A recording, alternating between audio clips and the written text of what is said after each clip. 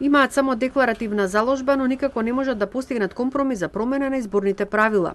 Граѓаните на локалните избори испратија пораки дека се незадоволни од политичарите и сакаат черенолики совети и парламент, вели комуникологот Бојан Кордалов.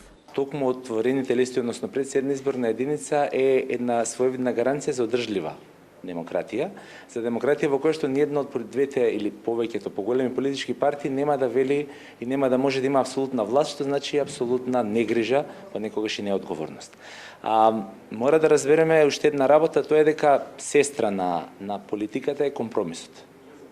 Диалогот, сестра на политиката е договарањето, сестра на политиката е тоа дека секој политичарка мора да разбере дека во политиката мора да се прифаќаат барањата и очекувањата на секојаш на другата страна. Во 9-месечната комуникација со големите политички партии заклучено е дека тие немаат волја за измени на изборниот законник. Нема постигнат консензус помеѓу политичките партии за да се менува моделот и да се премине на гласање со отворени листи за советници на локалните избори.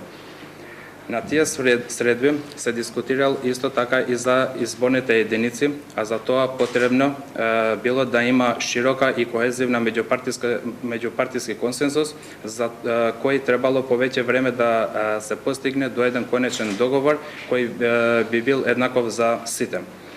Измените на изборниот законник ги иницираа малите политички партии кои од новиот владин кабинет бараат тоа да биде програмски приоритет. Една изборна единица со пропорционален модел и без изборен праг се дел од предлог измените на изборниот законник кој се поднесени уште во март годинава, а се уште не се расправа за нив.